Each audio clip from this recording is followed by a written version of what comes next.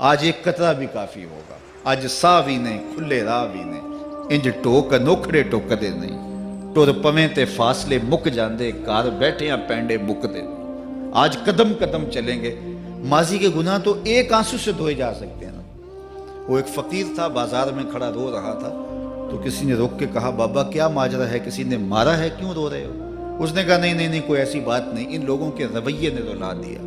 کہا کیا مطلب؟ کہا بازار سے گزر رہا تھا، ان لوگوں کو دنیا میں کھوئے ہوئے دیکھا تو میرے دل میں ترس جاگا، تو میرا خیال یہ ہوا کہ ان بندوں کی رب کی صلح نہ کروا دوں۔ تو میں نے پھر اس سے بات کی، تو آواز آئی ٹھیک ہے لے آ ان کو میری چوکھٹ پہ، ایک آنسو سے سارے گناہ معاف کر دوں گا۔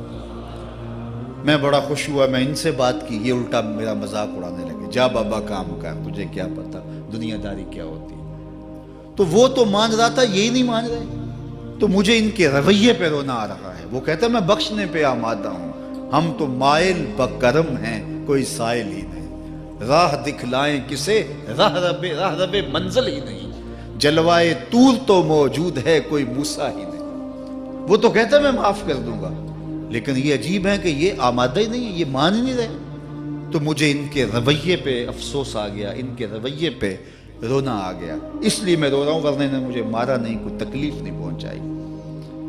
خیر اگلے دن وہی بزرگ قبرستان کے قریب سے گزرے تو دیکھا کہ وہ بابا قبرستان میں کھڑا رو رہا ہے، تو پھر رک گئے کہ بابا بازاروں میں بھی روتا ہے، قبرستانوں میں بھی روتا ہے، آج کیا ماجرا ہے؟ کہا آج بھی میرا ماجرا کل والا ہی ہے۔ کہا کیا مطلب؟ کہا کل بازار سے گزر رہا تھا، ان کو دنیا میں کھوئے ہوئے دیکھا، میرے دل میں ترس جاگا، تو میرا خیال ہوا ان بندوں کی اور رب کی صلح کروا دوں، تو وہ تو مان رہا تھا، وہ بندے ہی نہ مانے، تو آج میں ادھر آ گیا۔ میں نے کہا چلو ان سے بات کرتے ہیں۔ آج میرا خیال یہ ہوا کہ قبرستان والوں کی اور رب کی صلح کروا دوں۔ تو کہا پھر آج کیا بنا؟ کہا آج یہ مان گئے ہیں، وہ نہیں مانتا۔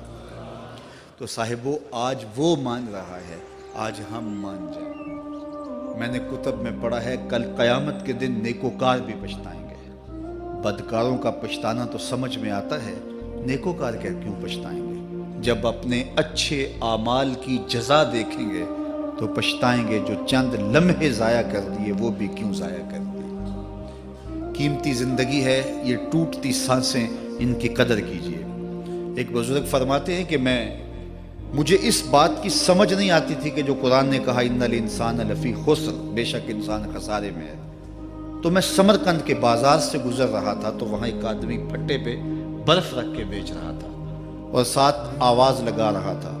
آج کل تو یہاں وہ پاپڑ بیچنے والے بھی کوئی آواز لگاتے، تو وہ برف پھٹے کے اوپر رکھ کے بیچ رہا تھا اور ساتھ آواز لگا رہا تھا۔ آواز کیا تھی؟ ارحمو ارحمو الا من یذوب راس مالہ، او گزرنے والوں میرے پہ ترس کھاؤ، میں ایسا تاجر ہوں جس کا راس المال پگھلتا جا رہا ہے۔ چونکہ یہ جو برف ہے ایسا سودا ہے جو گاہک کا انتظار نہیں کرتا۔ آپ کپڑا بیچتے ہیں، آج گاہک نہیں آیا، ہو سکتا ہے کل دعانے مہنگا بیچ لیں۔ آپ پیٹرول بیچتے ہیں، ہو سکتا ہے کہ کل پڑا 6 روپے اوپر چلا جائے، آپ کا لاکھوں کروڑوں کا فائدہ ہو جائے۔ لیکن آپ اگر برف بیچتے ہیں، آج نہیں بکی تو کل برف ہی نہیں ہوگی۔ تو وہ سل پہ برف بیچ رہا تھا اور ساتھ لوگوں کو دہائی دیتے ہوئے کہہ رہا تھا او لوگو میرے پہ ترس کھاؤ، مجھ سے برف لیتے جاؤ، میں ایسا تاجر ہوں جس کا راس المال پگھلتا جا رہا ہے۔ تو کہتے ہیں جب اس نے یہ آواز لگائی نا تو میرے قدم رک گئے اور میں اس کے قریب چلا گیا اور میں نے کہا کہ مجھے ان الانسان لفی خسر کا ترجمہ سمجھ میں آ گیا۔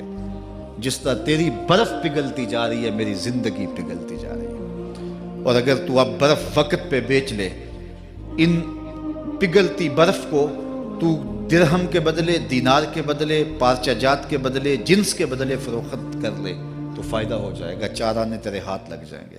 اور میں بھی ان سانسوں کے بدلے درود پڑھ لوں، ان سانسوں کے بدلے سجود کر لوں، ان سانسوں کے بدلے قیام کر لوں، کسی دکھی کے سر پہ ہاتھ رکھ دوں، کسی پریشان کی پریشانی دور کر دوں تو میری سانسیں کام آ جائیں گی، ورنہ یہ ٹھہریں گے نہیں۔ سوئے ہوئے ہوں تو پھر بھی سانسیں ٹوٹ رہی ہوتی ہیں۔ تو ہم کتنی جلدی موت کی طرف بڑھ رہے ہیں، تو زندگی کتنی مختصر ہے اور ہم کتنے بے پرواہ ہیں۔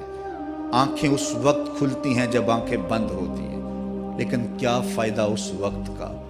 آج کا پچھتاوا کل کی بہتری کی ضمانت ہے، اور آج کے پچھتاوے سے کل کی زندگی کی خوبصورتی نصیب ہو سکتی ہے۔ اس لیے یہ ڈھلتا ہوا سورج، یہ دیکھیں ابھی جب داخل ہوئے تھے تو سورج ابھی سر پہ تھا، لیکن اب سورج درد غروب سے زرد ہو چکا ہوگا اور چند لمحوں کے بعد وہ نگاہوں سے اوجھل ہوگا۔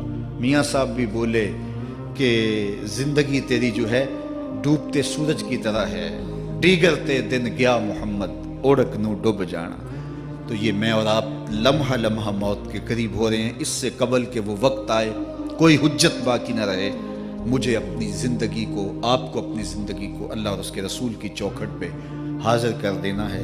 ہمارے میزبان محترم نے کہا والدہ ماجدہ کی بابت، تو آج ان کے اصالِ ثواب کے لیے میں اور آپ جمع ہیں۔ ایک وقت ہمارے اوپر بھی آنے والا ہے کہ لوگ ہمارے لیے جمع ہو رہے ہوں گے۔ یہ وقت تو آنے والا ہے، اس کے تو چھٹکارا نہیں ہے، اس سے تو خلاصی نہیں ہے، کوئی بھاگ سکتا نہیں ہے، موت سے تو فرار نہیں ہے۔ تو آج وہ نہیں ہیں، لیکن ان کا سعادت مند بیٹا ان کی یادوں کے چراغ کو روشن کیے ہوئے ہے۔ ورنہ میں ایسے بیٹے بھی دیکھے ہیں جنہوں نے اپنی سکی ماں کا جنازہ نہیں پڑھا۔ آپ کہیں گے کوئی ایسا بد نصیب بھی ہو سکتا ہے، جنازگاہ میں گیا ہے لیکن وہاں جا کے کھڑا رہا ہے، جنازہ نہیں پڑھا۔ آپ کہیں گے کہ ایسا بد نصیب، میں نے کہا ایسے بد نصیب آپ نے بھی دیکھے ہوں گے۔ یہ کون سے بد نصیب ہیں؟ یہ وہ بد نصیب ہیں جنہیں جنازہ آتا نہیں، ساری زندگی لوگوں سے فراڈ کرتے ہیں، اور جب اپنی ماں مر جاتی ہے، اپنا باپ فوت ہو جاتا ہے، تو یہ فراڈ پھر وہ اپنی ماں سے بھی کرتے ہیں، اپنے باپ سے بھی کرتے ہیں۔ مجھے بتاؤ کتنا بد نصیب ہے وہ بیٹا کہ جو اپنی ماں سے، اور وہ بھی مرنے کے بعد فراڈ کر رہا ہے، اور اپنے باپ سے وہ بھی مرنے کے بعد فراڈ کر رہا ہے۔ اور کتنا خوش نصیب بیٹا ہے کہ جو روزانہ اپنی ماں کے لیے دعا کرتا ہے۔ اور میں کہتا ہوں اگر بیٹا نمازی ہوگا، بیٹی نمازی ہوگی، اہتمام سے دعا نہ بھی کرے، دن میں کتنی مرتبہ کہے گے ربنا اغفر لی ولوالدی، اے اللہ مجھے بھی بخش دے، میری ماں کو بھی بخش دے، میرے باپ کو بھی بخش دے۔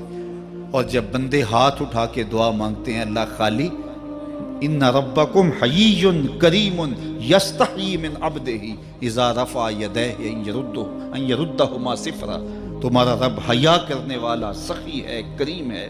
بندے جب اس کے سامنے ہاتھ اٹھا کے دعا مانگتے ہیں، اللہ فرماتا ہے مجھے شرم آتی ہے ان کے اٹھے ہوئے ہاتھ خالی کیسے موڑ دوں۔ انہوں نے میرے سے مانگا ہے، میں بھی نہیں دوں گا تو کس در پہ جائیں گے۔ میں ایک دیہاتی بات کرنا چاہتا ہوں، اتنے لوگ جتنے آپ یہاں بیٹھے ہیں، اتنے لوگ اٹھ کے کسی دنیا دار کے ڈیرے پہ چلے جائیں اور اس سے کچھ مانگیں اور وہ دے سکتا بھی ہو، تو کیا وہ آپ کو خالی لوٹا دے گا؟ وہ کہے گا ڈیرہ داری کی شان کے خلاف ہے کہ اتنے لوگ دروازے پہ آ گئے اور ان کو خالی موڑ دوں۔ تو جب تم اتنے بڑے ڈیرہ دار ہو اور تمہیں اتنی غیرت ہے کہ اتنے لوگوں کو خالی نہیں موڑتے، تو کریم خالی موڑتے؟ آؤ تو صحیح اس کی چوکھٹ پہ جھولی پھیلاؤ تو صحیح۔ پھر دنیا داروں سے مانگنا ہو تو ان کی زبان میں مانگنا پڑتا ہے۔ اللہ سے جس زبان میں مرضی مانگو، عربی میں مانگو، اردو میں مانگو، ہندی میں مانگو، سندھی میں مانگو، اقبال کے لہجے میں مانگو، سادی کے انداز میں مانگو، نہیں مانگنا آتا خالی ہاتھ پھیلا دو، وہ بند لبوں کی بولیاں بھی سنتا ہے۔ آؤ تو صحیح اس کی چوکھٹ پہ، اپنے ہاتھ پھیلاؤ تو صحیح۔ دنیا داروں سے مانگے تو ناراض ہوتے ہیں، خدا سے نہ مانگو تو ناراض ہوتا ہے۔ اللہ کل ما یابو بکم ربی لولا دعاؤکم، آؤ نا اس کی چوکھٹ پہ، دستے طلب دراز کرو۔ دنیا داروں سے مانگنے کے لیے وقت چاہیے۔ اس وقت تو صاحب سوئے ہوں گے، اس وقت تو ناشتہ کر رہے ہوں گے، اس وقت تو بیوی بچوں کے ساتھ مشغول ہوں گے، لیکن اللہ سے جب بھی مانگو، پچھلے پہر کنڈی کھڑکاؤ در رحمت کھلا پاؤ گے۔ دن کو مانگو، رات کو مانگو، مانگو تو صحیح، وہ تو اتنا کریم ہے۔ اچھا بت کو سامنے کھڑا کیا ہے اور زلیخا ہاتھ جوڑے بت کے آگے پکار کرتی ہے، روزانہ سے شام کھڑی ہو جاتی ہے، یا صنمی یا صنمی، اے میرے بت، اے میرے بت، بچھڑا ہوا یوسف ملا دے۔ سحر دم تک پکارتی رہتی، عمر بیت گئی، چہرے پہ جھریاں آ گئیں، بڑھاپا طاری ہو گیا۔ ایک دن رات کا پچھلا پہر ہے، بت کے آگے ہاتھ جوڑے یا صنمی کا وظیفہ پڑھ رہی ہے۔ اچانک نیند کا جھٹکا آ گیا، زباں بل کھا گئی، بولی یا سمادی یا سمادی۔ کہا جبریل جلدی جا، یوسف کے گھوڑے کا رخ موڑ دے۔ یا اللہ تجھے تو نہیں پکار رہی، وہ تو بت کو پکار رہی ہے۔ زباں بل کھا گئی، یا صنمی کی بجائے یا سمادی کے لفظ زبان پہ آ گئے۔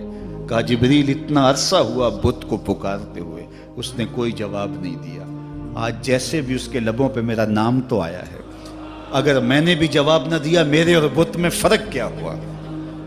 تو آؤ آج کی اس مجلس میں ہم ان کی والدہ کے لیے دعا مانگیں۔ اے عرش کے مالک، ان کی والدہ کو حضور کی ماں کا صدقہ جنت کی بہاریں عطا کر، اور ہم اپنے ماں باپ کے لیے بھی دعائیں مانگے۔ اے اللہ ہمارے ماں باپ کی مغفرت فرما، ماں باپ کی قدر کرو۔ میں نے یہ بھی پڑھا ہے، جو اپنے والدین کے لیے روزانہ دعا مانگتا ہے، والدین زندہ ہوں تب بھی، فوت ہو گئے ہوں تب بھی، روزانہ ماں باپ کے لیے جو شخص دعا مانگتا ہے، ساری زندگی اس کے رزق میں بے برکتی نہیں آ سکتی۔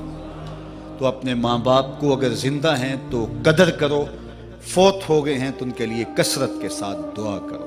یہ گھنا سایہ ہے۔ کبھی آپ نے درخت کو دیکھا ہے کہ ساری دھوپ اپنے پتوں میں جذب کرتا ہے اور نیچے بیٹھنے والوں کو چھاؤں دیتا ہے؟ ماں باپ سارے دکھ اپنے اوپر لیتے ہیں، اپنی اولاد کو آسائش اور راحت پہنچاتے ہیں۔ قدر نعمت زوال نعمت کے بعد ہوتی ہے، جب نعمت پاس ہو تو قدر نہیں ہوتی، جب چھنتی ہے تو پتہ چلتا ہے کہ کتنی بڑی دولت تھی جو چھن گئی۔ میں تو آپ کیا، میری اور آپ کی حیثیت کیا، ماں کی کمی تو آمنہ کے لال نے بھی محسوس کی ہے۔ ایک دن حضور مسجد نبوی میں تشریف لائے، تا حد نظر صحابہ تھے۔ الحاوی للفتاوی میں امام سیوطی نے لکھا ہے، حضور کو دیکھا تو ادب سے کھڑے ہو گئے، بس یہ منظر دیکھنا تھا کہ چشمان اقدس سے آنسو چم چم جاری ہو گئے، اور حضور نے ایک ٹھنڈی آہ بھری اور روتے ہوئے کہا، لو ادرکت والدی او احدہما، کاش آج میرے ماں باپ زندہ ہوتے۔ انسان نے دکھوں کا دور دیکھا ہو نا، اچانک خوشحالیاں مل جائیں تو پھر انسان یہ آرزو کرتا ہے کہ میرے ماں باپ نے میرا وہ غربت کا دور دیکھا تھا، آج دولت کی چہل پہل بھی دیکھتے، آج میرے آنگن میں بہاریں بھی دیکھتے تو کتنے خوش ہوتے۔ اب حضور جب پیدا ہوئے تھے تو باپ کا سایہ سر پہ نہیں تھا۔ 6 سال کی عمر تھی، اپنی ماں کے ساتھ حضور مدینہ المنورہ گئے، واپسی ابوا کے مقام پہ حضرت آمنہ کی طبیعت خراب ہو گئی، اور انہیں لگا کہ یہ میری بیماری جان لیوا ہے۔ ام ایمن کو بلایا، کہا میرے بیٹے کو بحفاظت امیر قریش تک پہنچا دینا۔ پھر خود حضور کے سر پہ ہاتھ رکھا۔ سیدہ آمنہ سلام اللہ علیہا حضور سے کوئی باتیں کرنا چاہ رہی تھیں، لیکن ضبط کے بندھن ٹوٹ گئے۔ ابن حشام سیرت کی پہلی کتاب ہے، اس میں تفصیل سے یہ واقعہ موجود ہے۔ جب سر پہ ہاتھ رکھا تو حضرت آمنہ کی آنکھیں چھلکنے لگی اور روتے ہوئے آپ نے چند جملے کہے، کہا بیٹا ہر نئی چیز نے پرانا ہو جانا ہے، ہر باقی نے فنا ہو جانا ہے، میں بھی جا رہی ہوں، وَذِكْرَ باق، لیکن میرا ذکر نہیں مٹے گا، وَوَلَدْتُ طُہْرًا، اس لیے کہ تیرے جیسا پاکیزہ بیٹا چھوڑ کے جا رہی ہوں۔